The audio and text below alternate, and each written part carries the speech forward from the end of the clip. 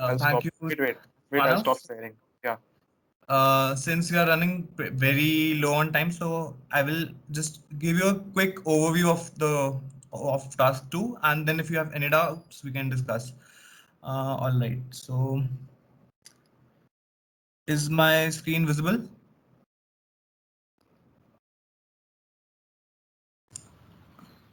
Yeah. All right. Thank you. All right. Uh, there's the lab. All right. So moving to the task two. The task two was pretty simple. All you had to do is read three kinds of images that were RGB, DICOM, and grayscale images. So before starting this lab, you need to understand what these images represent and what kind of information they hold. So we will come to that as quickly as possible. So first we will import some standard libraries. Then we will use PIL, which stands for Python Image Library, which is a standard library to import images. Then for our first task, all we have to do is we have to read the first file, which was 9.jpg. So the command is image.open for PIL. All right. So this image.open returns us the array of the pixel values stored in those RGB images. So to understand what this array stores, you have to understand what RGB image is. So RGB image is nothing but an image which has three channels.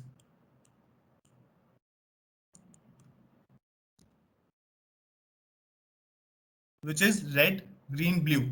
And say this is a pixel space, this is a pixel space, and this is a pixel space. We have three pixel spaces, and all these three pixel spaces represents the light amount of light that is present for every color, as in how much light of red is present in this space, how much light of green is present in this space, how much light of blue is present in this space, and all these three spaces together forms one one part of the image itself. All right. So moving on, the next part, the task two was just to display these images. So all you have to do is the using matplotlib, the command is plt.imshow, and we pass the pixels value which we read before using PIL. Once we do that, we can simply display these images. All right. So task three was to uh, print the shape or the dimensions of the image we have read. All right. So the command for that is image.shape, which returns the shape of the image itself. So what does this means? So the three over here stands for the number of channels. As I showed you, any RGB image has three channels. All right. And 590 over here, you can, in simple terms, 590 over here means number of rows present in one channel, and 1280 represents number of columns present in one channel, sorry. All right. So moving on, the task 4 asked us to convert these RGB images into grayscale images.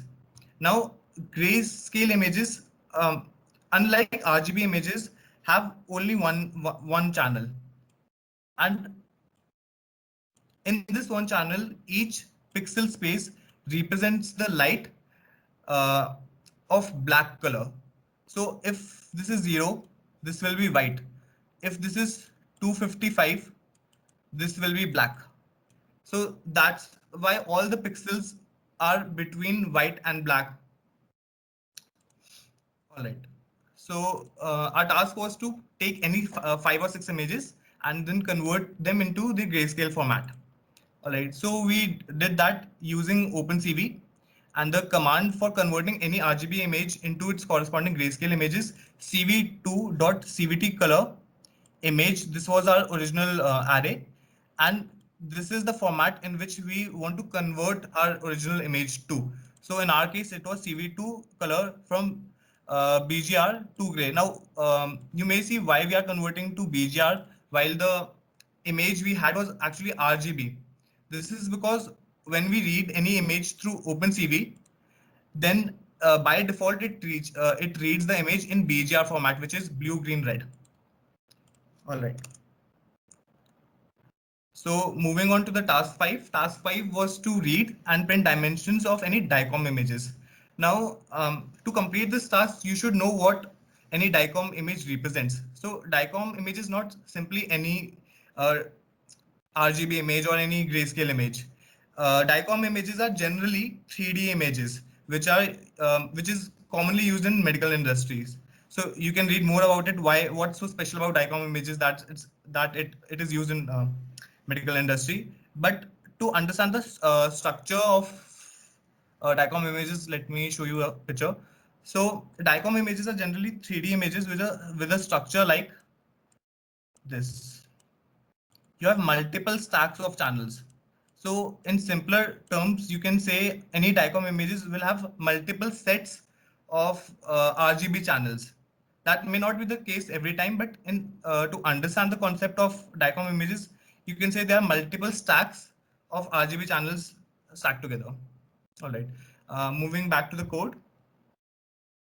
Um, yeah. So you can read DICOM images using the library PyDICOM. Uh, and all the argument required is only the file name as in the file path. All right. So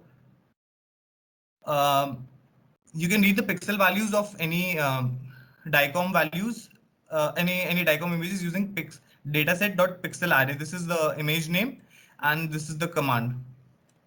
All right. So let me just run all the cells above. Pradyuman, do we not need to convert this image into 2D? We do. I'm coming to that. All right.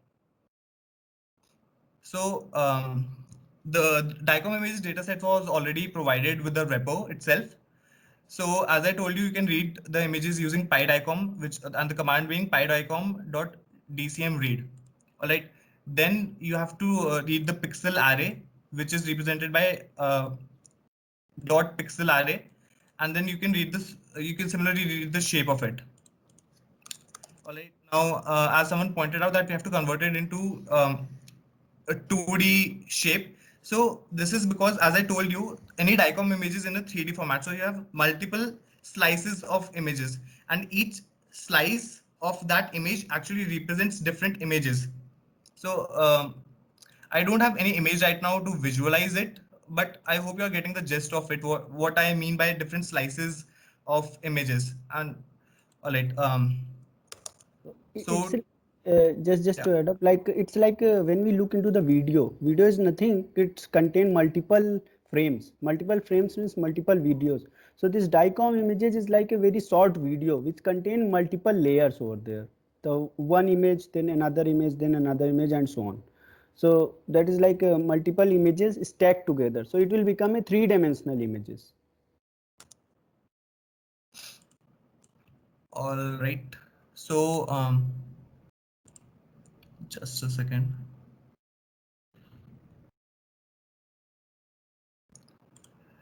All right. So I don't know why I'm getting this error, but coming back to the concept itself, all we have to do is we have to convert it into a 2D image. What I did was I took the mean of all pixel values across all channels, as Manav pointed out how to take mean in a NumPy array along different columns or rows.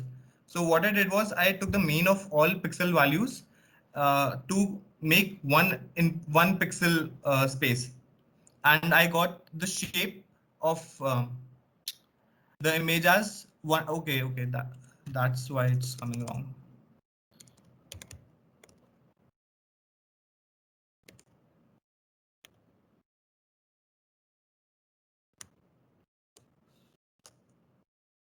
All right, never mind this piece of code, but I hope you are understanding the concept, what I'm trying to tell you.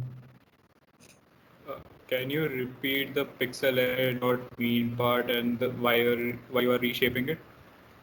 Pixel array dot? Why you are doing a mean there and why you are reshaping it?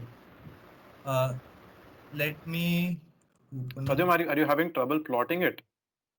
Yeah, actually I reshaped the 2D array into 1D array somewhere. So You want me to share the code? Mera bhi, I think I was able to do that part. You want me to share my code for a bit? Yeah, Or as in let me just explain why I'm converting into 2D ones, and then you can show them the final output. All right. okay, no All worries. right. So as I told you, that DICOM images are 3D images. All right. So 3D images are different from RGB images. You have to understand that. All right. So DICOM images, you can, as I told you before, you can consider DICOM images as multiple stacks of RGB channels. So to visualize that, you cannot visualize a 3D image like you can definitely not in Python. All right. So that's why you need to You can, but it's like really tough. yeah. So basically to visualize this image, what I did was I took the mean value of all these pixel values in one position, and this gave me another image which is in 2D format. So say our DICOM images had 4 channels, right? So I took a mean at one position for all the 4 channels and placed that value into a new channel. As in, to explain it in simple terms, you can say it like this. Then similarly for the next pixel, then similarly for the next pixel, and so on. And I kept on Sorry placing to the value of interrupt, it. Pradyuman. Means I'm not getting means how the taking the mean is converting it into the 2D array, the 2D value. Right? Can you please Because explain again? see, suppose if the value over here was 1, pixel value was 1, all right, and over here it was also 1, over here it was also 1, over here it was also 1, right? And you have 4 channels. So what will be the mean of this? 1 plus 1 plus 1 plus 1, 4. 4 divided by 4 is equal to 1. So you place this 1 onto your new channel, and this is a 2D channel.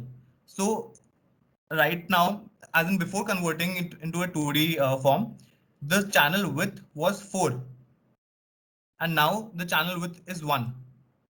Now are you getting it? How are we converting this Yeah, and now to got by it, taking got it. mean? Yeah, thank you. So I guess we are running very less on time. Manav, if you can show them the final output quickly, and then we can move on.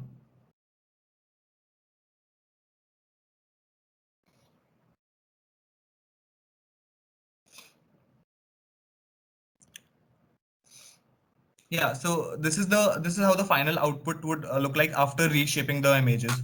See, like the technique I used was taking the mean of through all the channels. But another way you can do it is, say suppose you had 126 channels or 52 channels. You can display each image channel by channel also. Now there will be a loss of information in that, but generally what people do is they set a threshold value, say a slice of 4. So what you do in that is you always take a slice of 4, then you take the mean, and then you display that image. That's why by doing that you can cover entire image pretty quickly. So I guess that would be it. So if there are any doubts in task 2, I have a doubt. yeah. Yeah, one thing is like one suggestion, like actually we don't need to reshape the thing. Like Vipul sir said, it's basically like an movie kind of thing. So like for example, the shape is 17, 512, 512. So instead of what that means is basically we have 512, 512 is the dimension of the image, and similarly we have 17 images. So basically I have shared one snapshot. So what we can do is we can iterate on the first dimension, and then we can plot that thing. So we really don't need to convert that into 2D. Yeah, That's exactly what I said in the last part. That he, Yeah, he shared it. He shared it in the chat, and I think it's actually better than taking the mean, because like this way we don't have any loss of information, and we can sort of plot things and look at them better.